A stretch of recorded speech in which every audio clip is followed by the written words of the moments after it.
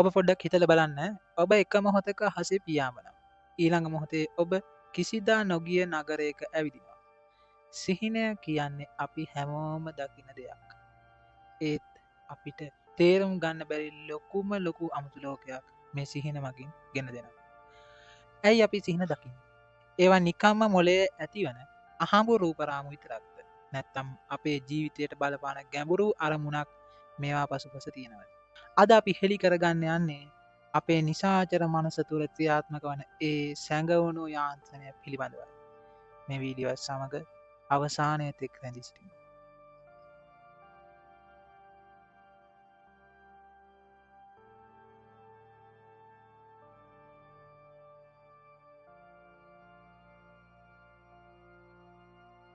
සිහින දකින වේලා විද්‍යාත්මකව අපි බැලුවොත් අපිට වැඩිපුරම සිහින පේන්නේ රේම් කියන නින්දේ අවදියේ. එක හඳුන්වනවා රැපිඩ් අයි මොමන්ට් කියලා. මේ වෙලාවට අපේ සිරුර තද නින්දේ තියෙන. අපේ මොලය අපි අවදියෙන් ඉන්න වෙලාවට වඩා ක්‍රියාශීලී වෙන්න පුළුවන්. මෙහිදී සිදුවන සුවිශේෂීම දේ තමයි අපේ මොලය සිරුරේ මාංශ පේශි తాවකාලිකව අකර්මණ්‍ය කිරීම.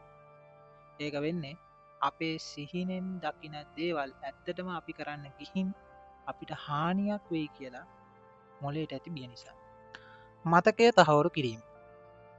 සිහින දකින එකේ ප්‍රධානම අරමුණු තමයි මතකය තහවුරු කිරීම. මේක හඳුන්වනවා මෙමරි කන්ස්ටිඩේෂන් කියලා.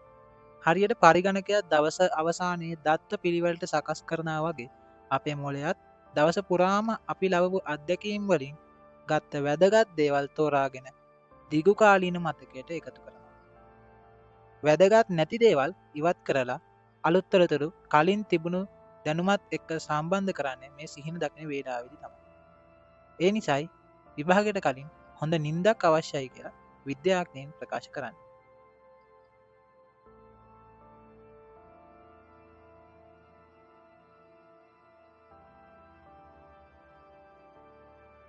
චිත්ත වේගීය සැකසුම්. සමහර විද්‍යාඥයන් පවසන්නේ සිහින කියන්නේ ඕවර්මයිට් තෙරපි හෙවත් රාත්‍රී ප්‍රතිකාරයක් වැනි දෙයක් බවයි. දවස පුරාම අපිට දැනුණු බය, දුක, කේන්තිය වැනි හැඟීම් සමබර කරන්නේ මේ සිහින උදව් වෙනවා. විශේෂයෙන්ම අපිට දරුණු කම්පනයක් හෝ මානසික පීඩනයක් ඇති වුණා. අපේ යටි සිත සිහින හරහා එම පීඩනය පිට කිරීමට උත්සාහ කරනවා. ඒ කියන්නේ හීන කියන්නේ අපේ මානසික යහපැවැත්ම රකින්න ආරක්ෂක වැටක් ලෙස අපිට හඳුනා ගන්න පුළුවන්.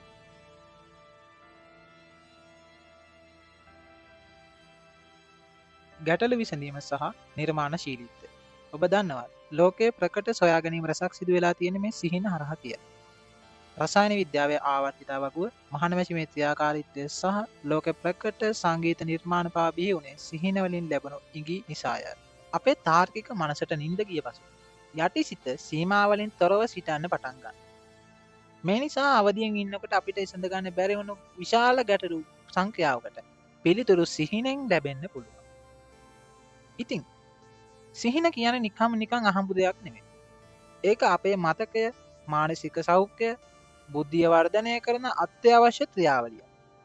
අද රාත්‍රිය ඔබ දකින හීනය ඔබේ යටිසිත ඔබට කියන රහසක් වෙන්න පුළුවන්. ඔබ මෑතකදී දැකපු අමුතු හීනය මොකක්ද? ඒක පහලින් කමෙන්ට් කරන් යන්න. මේ වගේ මනෝවිද්‍යාත්මක හා විද්‍යාත්මක තොරතුරු දැනගන්න අපේ channel එක subscribe කරලා එකතු වෙන්න. සියලු දෙනාටම ස්තුතියි.